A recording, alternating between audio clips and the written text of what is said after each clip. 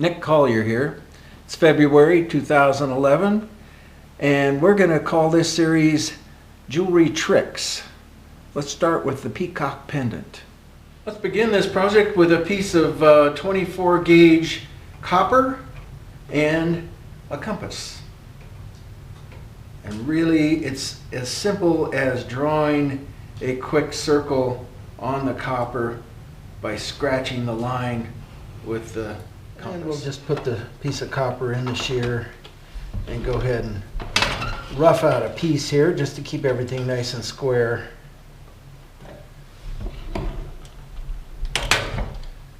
Okay, our copper disc is roughed out. Now we have to come back in and do the fine cutting to create the circle.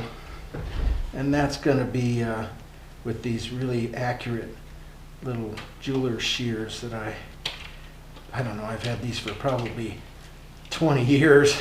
They probably don't even make them anymore, and they've lasted so long that I just continue to use them day after day after day. Let's go ahead and do the same thing in gold, because we want to make this a gold pendant with a copper backing. And the reason why I want to use the copper backing, normally I wouldn't do that with gold, but we're going to do this peacock coloring in the copper.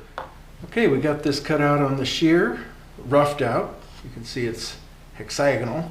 So we'll do the same thing. We'll come in with the little accurate shear and go ahead and cut. Okay, we've got the two discs, the gold and the copper disc. And the gold is going to go in front, of course. So now what I want to do is cut a design out of the interior so the copper will show through. Rather than going ahead and drawing out a pattern and cutting it, I think, and what I really need to do is to create a hole inside of this design. And really, I want it to be a random hole. So I slide it underneath here. You can kind of see it through the edge there. Get it there. Put the punch in there. And then I'm going to whack this baby, and hopefully we can do it while we're filming. And you can see I punched out a nice little disc to make a smaller piece. Pull this, pull the cutter out, and there's our piece. A bit off center circle, which is exactly what I wanted. I wanted just about kind of a half moon shape. So using a small needle triangle file, I think what we're going to do is just put a whole series of little teeth marks in this piece.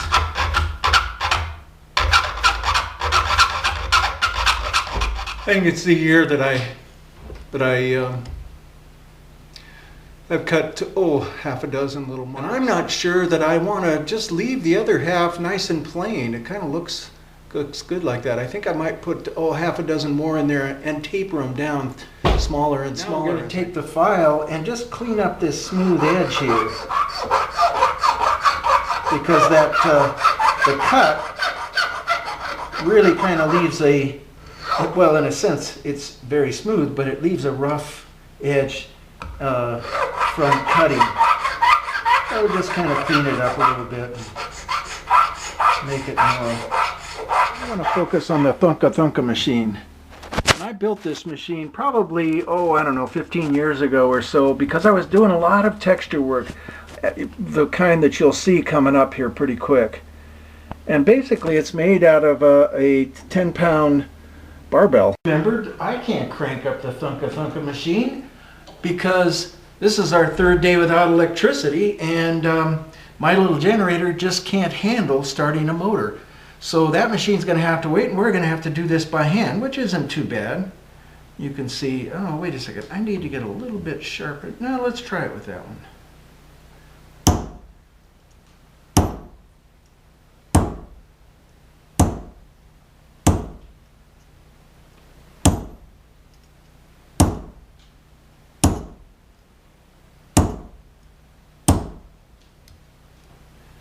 And the Thunka machine would have done this without even thinking about it. Wham, wham, wham, wham, wham, wham. But this is what happens living in the forest. 5 or 6 miles out of town, and with almost 4 feet of snow we got yesterday, which I'm sure took out a bunch of power poles, and you know, the PG&E guys are scrambling. A centerpiece in there, untextured, and that's so that I can go and cut a hole out of that. And then I think what I'm going to do is bring a piece of silver in behind it, and the silver will show through, and then we'll do some sort of work with the silver. So it'll be a gold, copper, and silver piece. And I think that's going to come out nice. Okay, the copper's in place. You can see the little bit of texture down in the hole there. Here we go. We're going to whack it. All right, we whacked it, and the punch went through. And now the punch is going to go all the way through. And there's our piece. In the doming process, since this is copper, it's going to dome out pretty easily. So I can just take this piece and pretty much just slam it.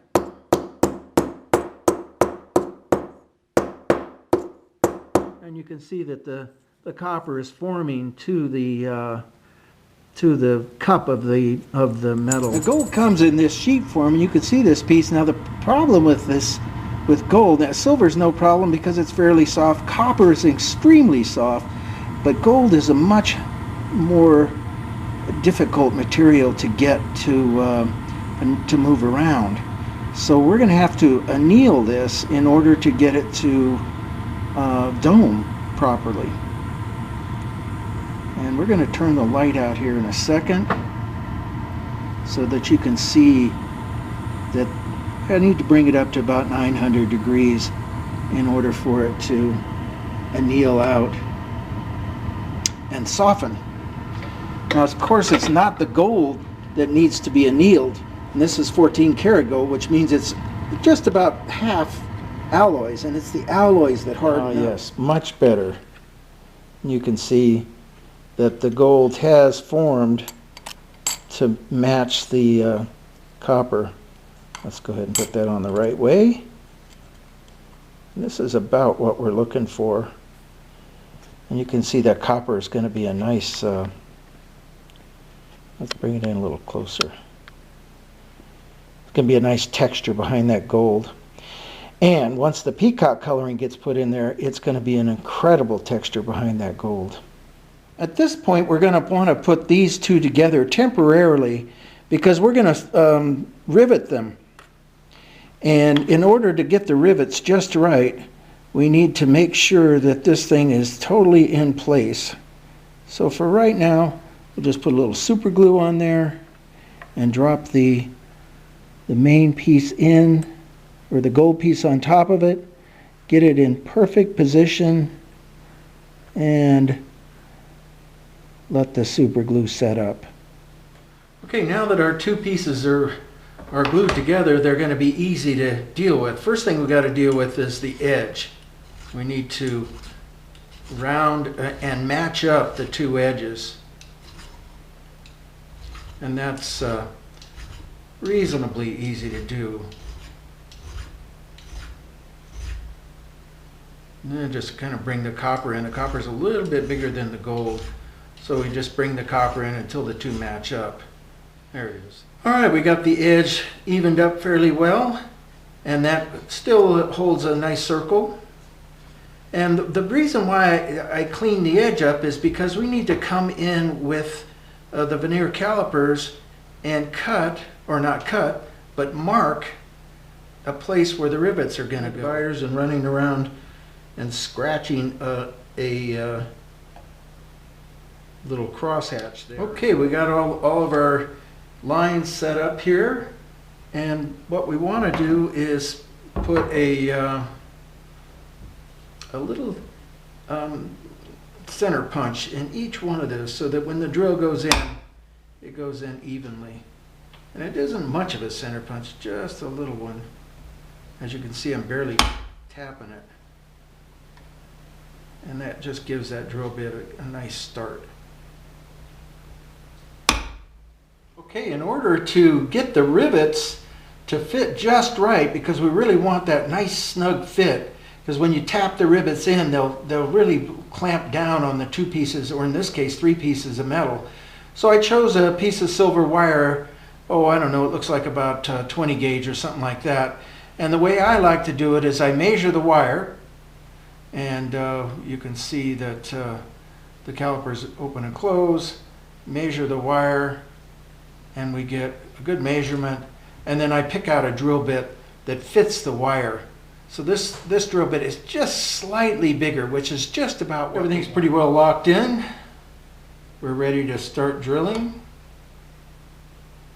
And the drill tends to want to walk. Now that the holes are drilled, it's time to countersink the holes.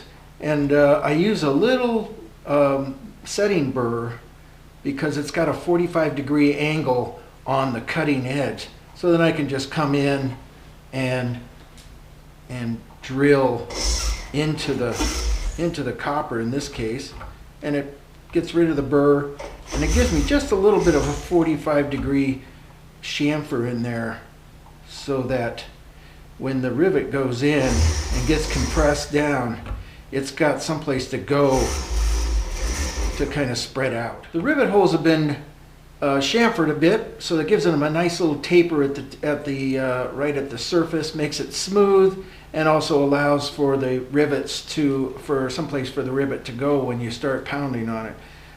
Now what we're going to do is go ahead and slide the rivet wire into the hole, and you can see how tight that is, nice and snug. Okay, so I think what I'm going to do is follow the same motif as the little tooth marks in the gold, and do something in the copper that's going to be a similar approach, except this time we're going to use a burr, a diamond burr, and we're going to make them round rather than sawtoothed. So in this case, we're going to put a silver backing behind it, but I don't know where that circle is going to be. So for the moment, we're just going to kind of rough out a circle, because once I make the little dimple where the silver is going to come out, the circle is going to be a little bit different. So we'll just kind of get a general shape of the circle, and then we'll go ahead. This next part is kind of experimental. I've never really done it before, but we're going to give it a try. So I'm going to dimple the part that is going to come up through the piece first. We'll take a dapping punch and a hammer, and go ahead and dimple this just in the place. We're going to use the small, actually I want to use the medium-sized dimple here. So we're going to lay it in right there.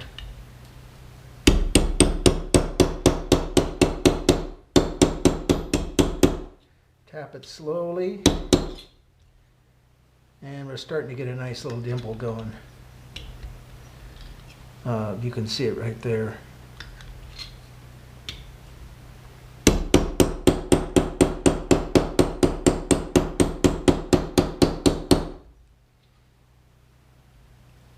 Yeah, that's looking pretty good. A little bit more and I think we've got it. So the dimpling process stretches the metal a little bit further than it can handle. And what happens is the molecules of the metal stretch out until they finally break. And the job is, at this point, to come in and re-anneal the metal. And we're just going to take it up to temperature. You can see now it's probably about 600 degrees. There it's starting to come up to 7 or 8. And we want to get it to just kind of a nice... The molecules of the metal have relaxed, and it was going to allow me to make that dimple a little bit bigger without it breaking the metal. So we'll go ahead and continuing the dimpling process.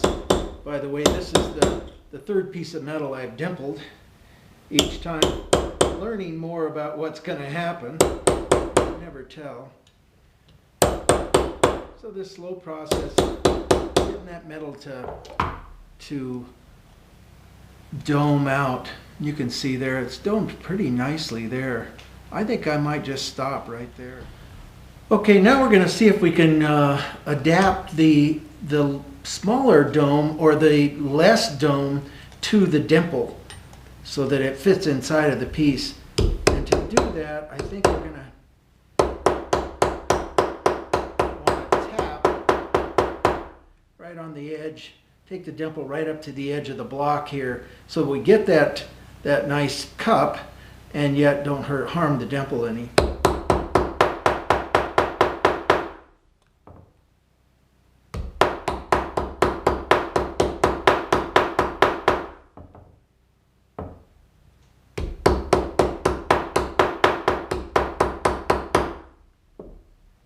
Dimples really come out nicely. It's a little banged up because we were beating on the other part of it, but we'll go back in and reshape that in a few minutes. There we are. Got a little bit extra margin here just in case this thing falls in a different position, but I think we're going to be in a good position. So then just open this up, and normally I would just take this and kiss it real easy and put it on the buffing wheel and buff it out. But since I don't have electricity, this is day number 4 without electricity, and so we hand buff it. The sanding disc, or the sanding board, created this really nice pattern, but of course we don't want the pattern. Now we can just drop this in over the top of that, and you can see that the polish is starting to come out in it. We'll just take this down a few more steps until it's fully polished. The piece is really starting to take shape. Now the problem I'm having right now is, if you'll notice, right around that dimple there's a little ridge from pounding it in the dapping block, and I can't seem to get that ridge out. And my fear is if I go down far enough to get the ridge out, I'm going to have trouble with punching through. So I think what I'm going to do is do a little texturing in there. So we're going to put this on a round dapping punch, pretty good size one, looks like about 1.5 inches or so across, and mostly because we've got a dome there, so we've got to worry about the dome. And then I'm going to come in with a punch that has a little V in it. Now the only part that's going to really show is that first part of the V, but I think it's going to have a nice texture to it.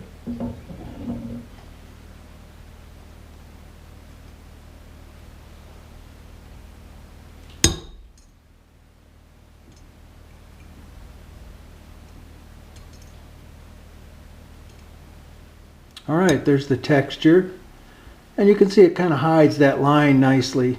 I mean, the line is still there, but it kind of becomes part of the design at this point.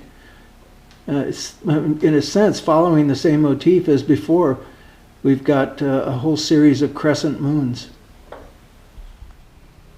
The piece is, looks really nice, but I see that the texturing that I just finished doing isn't really going to show that well. So I think what I want to do is make this circle a little bit bigger, just to give that texturing a little bit more visibility. Go in with the half round file and just kind of work out just maybe not even, I don't know, maybe not even 1/16 of an inch.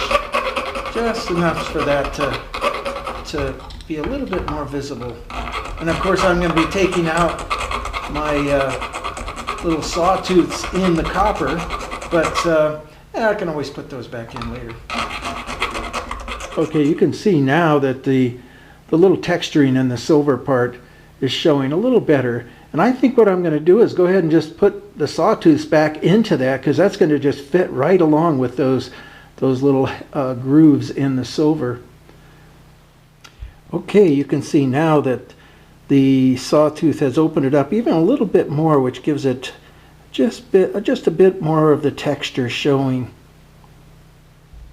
So at this point, because this is going to go in back and it's all going to get riveted in, we're going to have to do some antiquing into those lines, because if we don't, they're not going to show up that well. So a little Winox. which is a sulfur dioxide material, and it just eats the silver right up. Boom, goes in there, puts colorant in there. We let it dry out a bit, and then we go ahead and sand that back off again, and you'll see the difference. Okay, the Winix is dried. Now we'll just go in and sand this a little bit, and you'll see how the stippling just really begins to create contrast.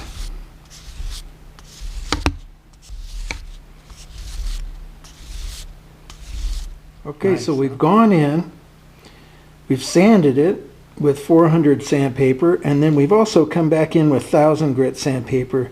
And now we're going to come in with a little semi-chrome polish, and that should just take us right to the finish. And we'll give it a little bit of a scrub there, and let's see what that looks like. Yeah, that's going to do just fine. Get a nice polish on that. And then we can drop this in behind everything else and not have to worry about polishing it later, because later it's going to be pretty much buried and not in a place where we can polish it, where we can get to it to polish it. So that looks pretty good.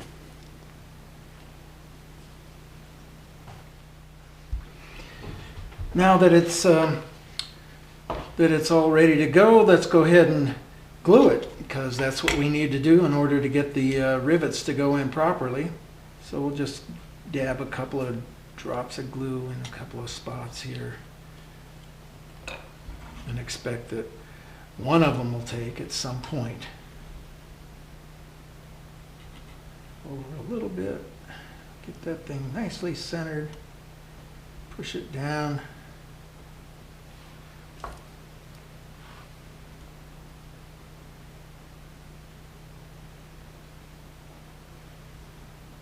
That looks pretty good right there. Okay, the piece is glued together. You can see that the silver is glued to the other two layers. Now notice that all the layers are kind of slightly apart from one another, not exactly even like we'd like that. But the fact is that once the rivets go in, they tighten the whole thing up and everything kind of pulls in real snug. So you can see that design underneath. That really came out nice. Okay, so now we're going to go ahead and just drill through the first two layers into the silver layer so we can get a hole back there too. There goes one. And these are going to drill out pretty easily because of course it is silver. 2,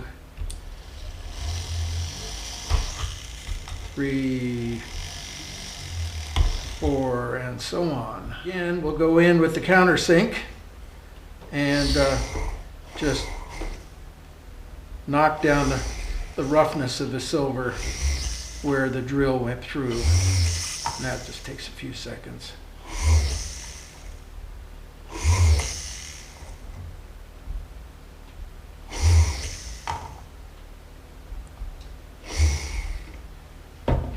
Alright, so now we're kind of all set. Everything's drilled, everything's indexed. So when it gets done, it's going to look pretty much exactly like that. So because at this point we've got this nice dome on the silver, I don't dare go in with the shears and try to cut off that excess. I think probably the best tool to use would be the surface grinder, which I have on right now. So we'll go ahead and grind that a little bit and see how that comes out. So here's the problem with having things temporarily glued. While I was trying to grind it and got about halfway, you can see part of it's in good shape. Well, it broke loose, the glue broke loose. So I think what we'll do is just go ahead and put a couple rivets in, and that's going to index our position. So I'll be able to go back in and regrind those edges. Basically, I just put a couple pieces of silver wire through and just crimp the ends so that the wire wouldn't fall back out.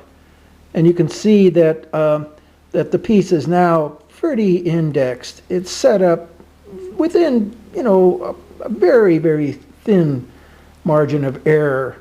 So I can go around and continue to cut down this rough edge in the ground. The edges down, and on the back side is the roughness of the grinder.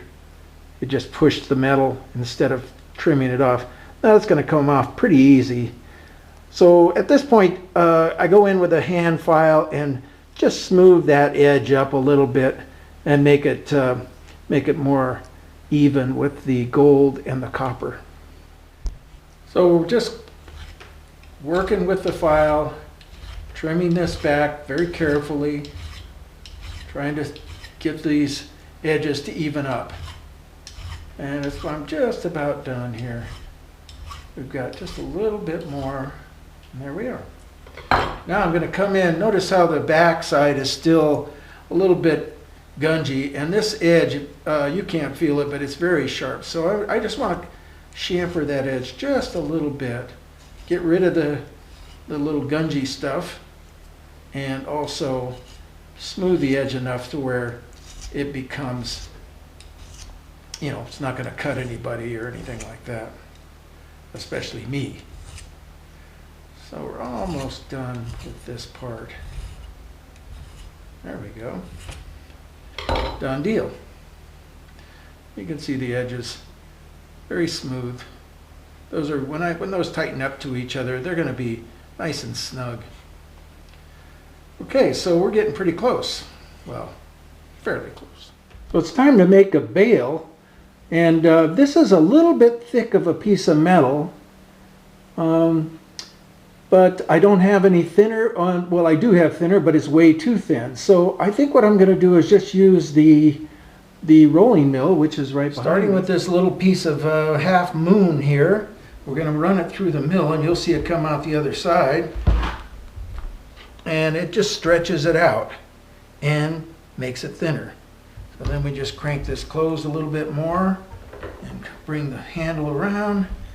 Go ahead and run it back through, stretches it out even more, makes it even more thinner. Now with gold, you only have 3 times. After the 3rd time, the gold gets so hard that it's not only hard to run through the mill, but it starts to become brittle. And so it needs to be in the... We've got it sitting on the pumice block. We're going to bring it up to temperature. And the same thing, just hot enough to get it a little bit red, and that allows the molecules to relax. I've trimmed the half moon, remember the elongated half moon? So I've just trimmed it back so that it's in basically the same shape that I want it to be. Okay, we've rolled it out a little further. As you can see, it's a bit longer. And then annealed it again. It's a bit thinner, but it's still nice and thick for a bail. So get our pliers and then roll the gold around the pliers until it's in a bail shape. Now it's going to go somewhere right along there. Let's get spread this open just a little bit so we can kind of put it on, see what it looks like. Probably going to hang it from maybe that one. You can see there's the beginnings of the bail. So we're going to take the bail and taper it just to make it look a little better than what it's kind of blocky looking right now. We'll take that into the buffing room and put it on the grinder and put a nice taper into it. The bail is now a square little unit there, and what I want to do is taper the sides of the bail. We're going to slip this over to the grinding tool and put it up against probably almost the biggest radius and grind that in.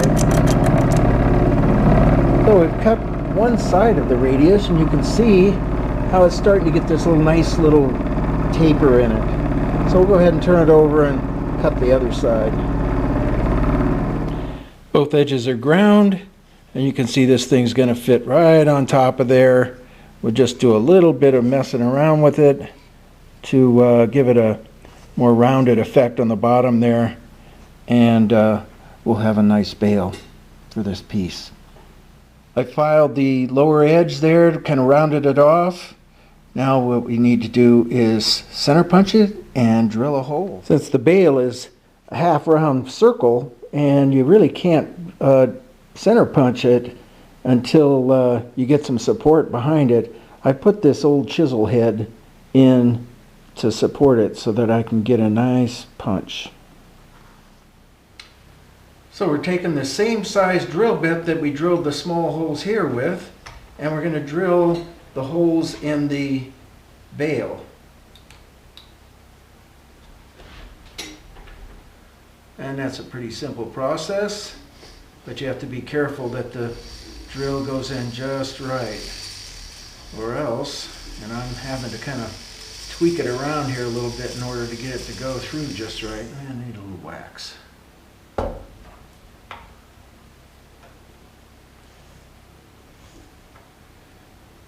Just to get it go through just right.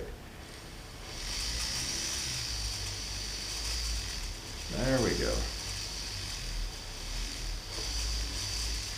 Should be through any second here. There we go. We punched a little hole on that side. Let's go ahead and put the hole on this side and we'll be set. Now in this case, the center punch got off just a little bit, so I have to really kind of repoint the drill bit as I go in. And you can see it's way off to the side. So if I can kind of walk the drill bit over where I want it as I go in,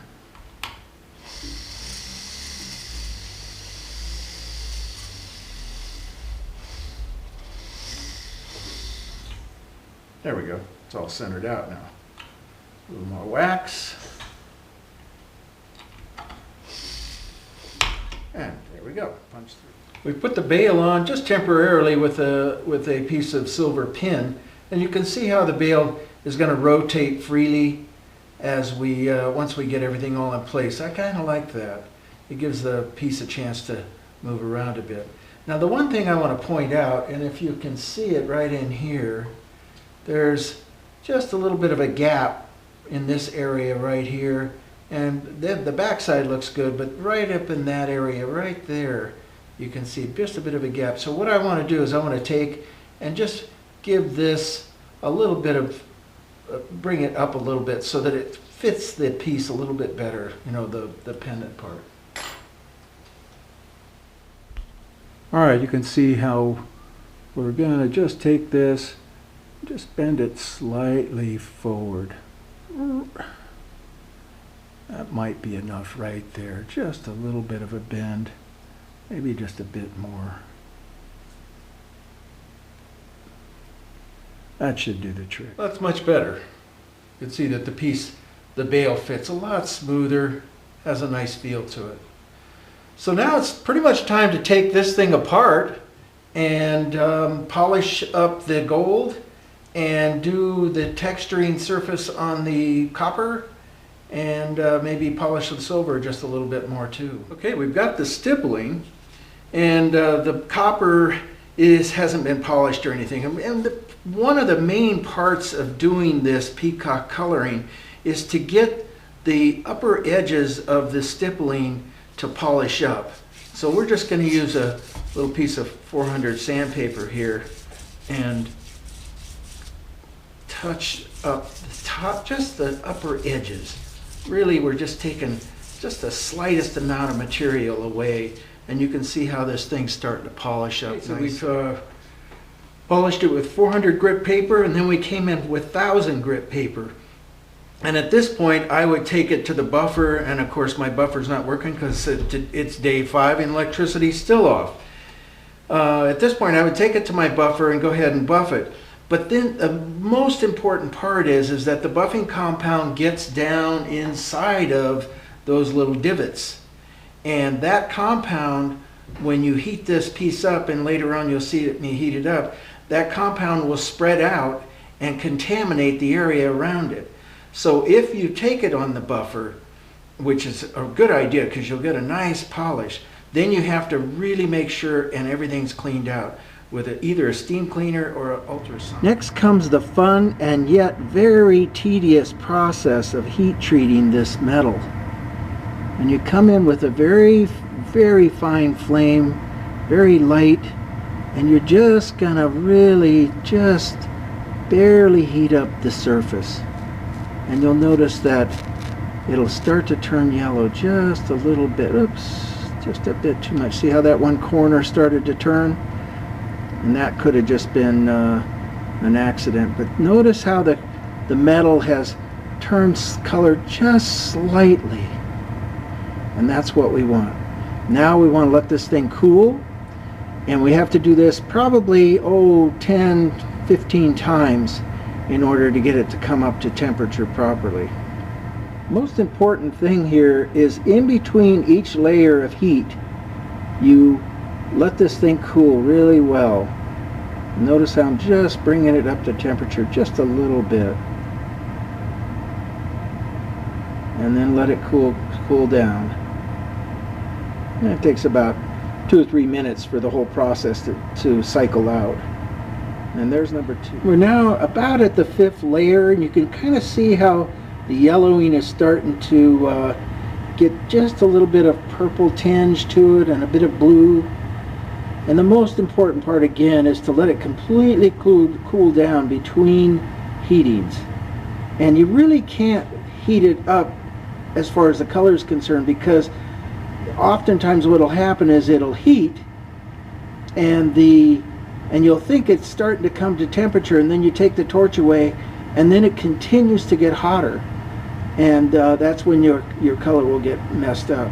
So what you have to do is really just put a little bit of heat on and stop before you think you need to stop. Okay, well, it looks like I took the temperature just a little bit too much. I guess I'm used to dealing with a little thicker material. You can see that the edges have kind of gone a chrome color rather than the blue, and that means the temperature's gone too high. So at this point, either start over again, which is forget it. I'm just going to go back in and resand it and re-clean it up and then try it again. Okay, attempt 2. We've resanded it and kissed it a little bit with some very light steel wool just to give it a nice sheen. Now we'll go ahead and start the heating process once again. Again, each layer is very carefully applied, just slightly more than the next. And notice at the bottom right hand part, there's just starting to get a straw color there. And literally, once you heat the piece, you really don't know what color is going to happen until you take the torch away and things start to cool. Then the color starts to come forward. Okay, that straw color is starting to get much stronger, which is good. What we're looking for is 10 or 15 layers here of heating. And in a sense, what we're doing here is we're bringing out the fire scale on the piece. And in copper, the fire scale has some beauty. Okay, we're just beginning to get some blues, maybe just a slight lavender on the right hand side there. You can kind of see it. Down below there, the yellow is getting much stronger. So we're going real slow. This is layer, I don't know, 6 or 7 now.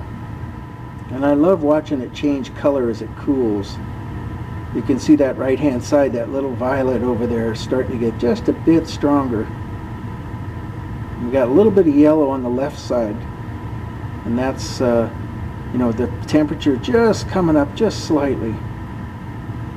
Okay, now we're starting to get a little bit stronger color. There's some purple on the left hand side there. In the texturing's starting to get just a little bit more violet as it starts to cool. This is what we're looking for. A little more color. This might be layer 10, maybe 11. And we're just getting past the yellow.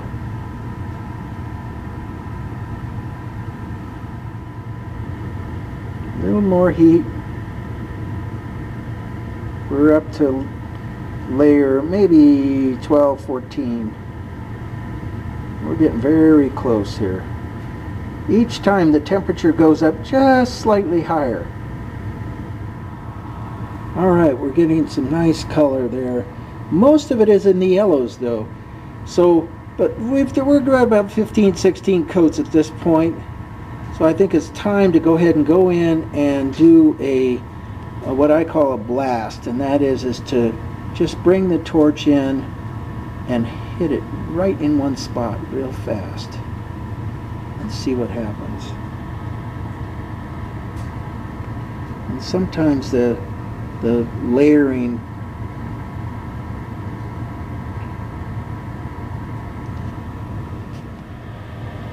okay, now you can see we're real close, and I'm going to attempt to get this thing to color while you're watching. So I just go in and hit it real fast and then see if the color changes. It looks like it was still kind of sitting there a little bit. Let's go in and hit this part here real fast. See that color change? So this is the last few minutes. Now we're probably at layer 30 because I've been taking my time with this. See how I just added a little bit of a tinge to it right there? Ooh, that one came out nice. Let's do a little bit right there. There it is.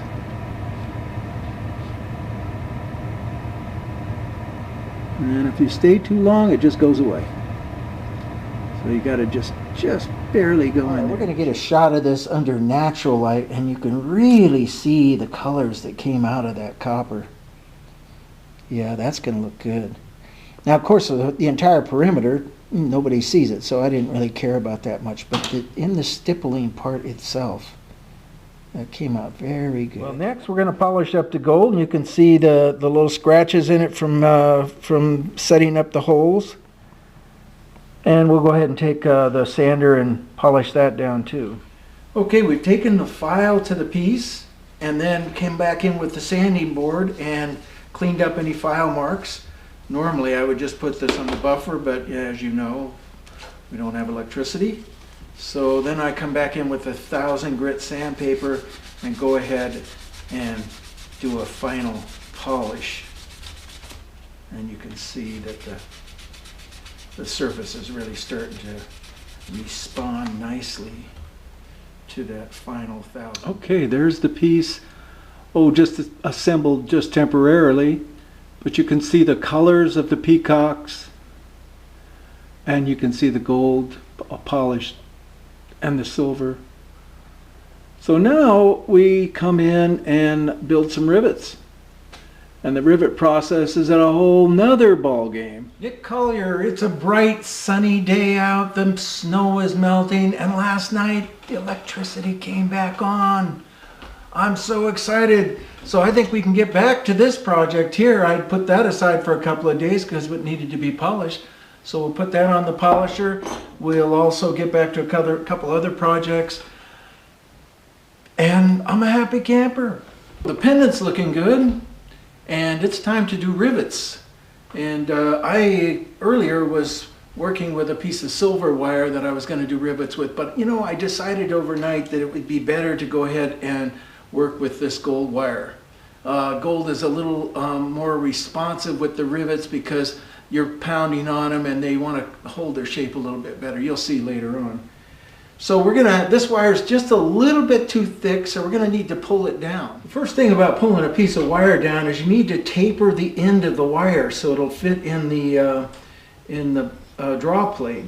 So what I do is just kind of go in with a file and notice how I'm rotating as I file the end. So basically I'm putting it in a pencil sharpener. To draw the wire down, you're going to need 4 tools. Well, I'm going to need 4 tools. And one is the vise, and a good strong vise, because you're going to be pulling pretty heavy on this piece of metal. Slide it in place here. Close it up.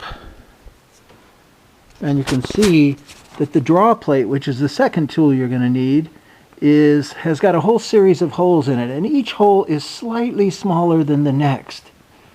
And the reason for that is so that you can slide a piece of wire, and in this case it's going to be a piece of gold wire, so you can slide a piece of wire into the hole till you find the one that it doesn't fit in, and that one it's getting close to not fitting. And we'll go down to the next one. And then you take the drawing tongs, and they have a serrated edge on the surface of the grabbing part so that you can grab it, and you just grab the end of the metal and pull it through. Okay, I pulled this piece of wire through, and you can see that it's very thin all the way to a certain point, and then it gets thicker, and that's from drawing it through the draw plate, which gives me, probably 3 or 4 inches of material. So, and what do I have, 7 or 8 holes to fill, so that's going to be plenty of material. Okay, now time to bubble up the ends of the pieces, and so what I like to do is put the piece in, put the very end in some flux, and then bring it over to the torch and stand it up on end, if you can see that, and let the torch just melt the bottom of it. The bottom, there it goes. Yeah, just a little bubble on the end. And that's pretty much all you need for the moment. Now notice how the bubble is off to one side, and that's because I lean the wire over just a little bit, and what you want to do is have that wire totally perpendicular and have the flame totally perpendicular.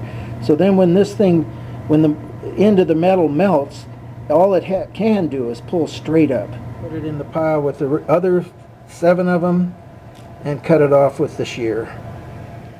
Okay, then I bring the rivet back to the draw plate and tap it into place with the hammer. Then take the hammer and just tap it down until it's sitting right on the back side of the draw plate.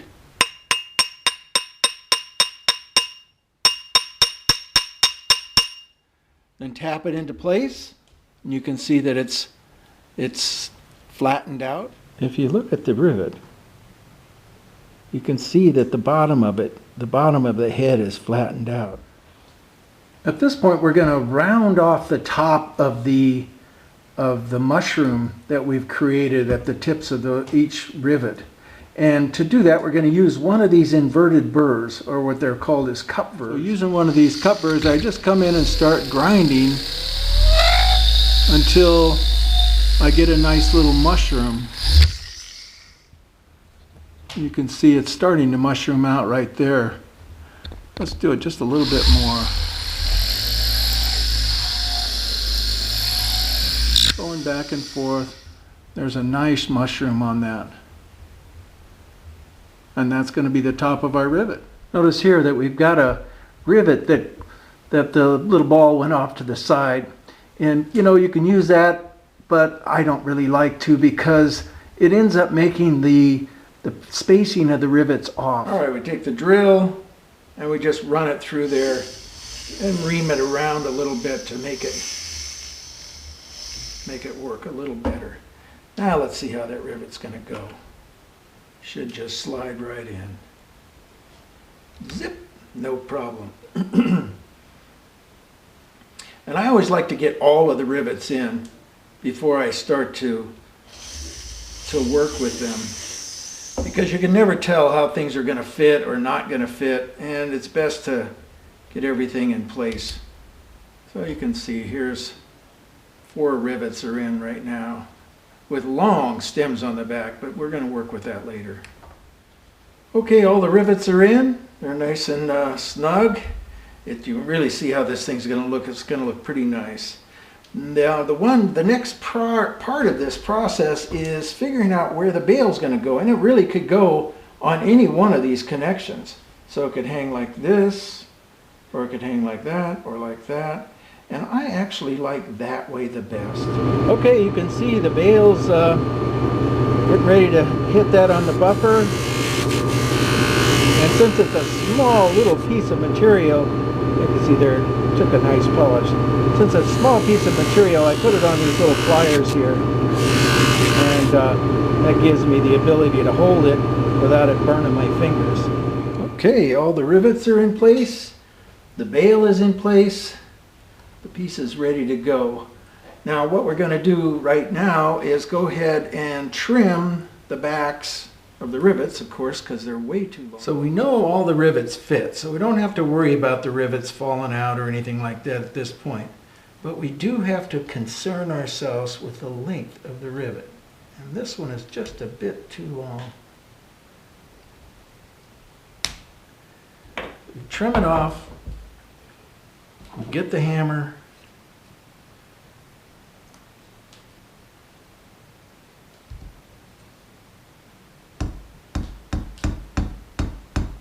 and we just really carefully and very slowly swedge this rivet over.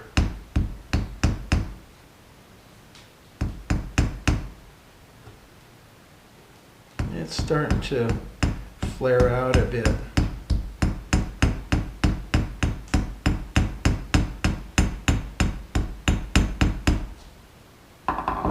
And that's probably flared out enough to hold it in place so we can work on the next one. Now the rivet with the bail on it, you want to do very carefully, and really, you're not trying to slam it down, mostly because it's a long rivet and it really needs to be gently swedged. And you just want to really cover the hole, just spread it just enough to where the hole is, where the rivet's not going to slide back out, and so that the bail can rotate. And that one's bail's just a little bit tight, but I think that's just all right. All of the rivets are swedged out a little bit, but you notice that there's still gaps in between the layers. So I need to take those rivets down a little bit further just to get them to squeeze that gap out. So we just go back in. This time, first time I used this side of the hammer, which is just a gentle taper. Now I'm going to use the real heavy comb or ball shape end of the hammer to swedge it. And the way that I can control the way that the gold is coming down is by rotating the hammer and hitting the wire or the rivet in a different area.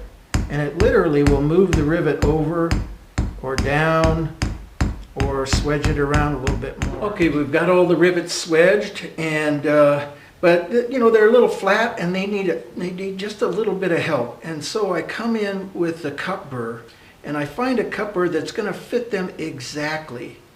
And I'm not going to go around and round like I did with the other side, because if I do that, I'm going to scratch the silver. So basically, I'm just going to come in and go straight down. Okay, we got a nice polish. And one last little thing that needs to be done, and that is that the edge, now that the rivets are all locked into place and nothing's going anywhere, we need to bring that edge back into a consistency with each other. So it's just a matter of flat filing that edge until it works. Everything's pretty well done here. There's really only one last thing to do, and that's inscribe my name on the back. And I like to do it as small as possible.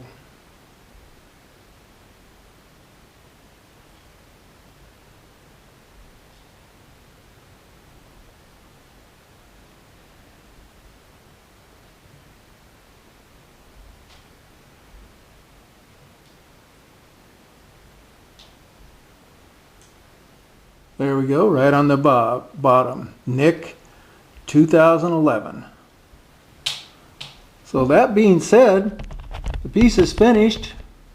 We're ready to go ahead and start on another one here soon.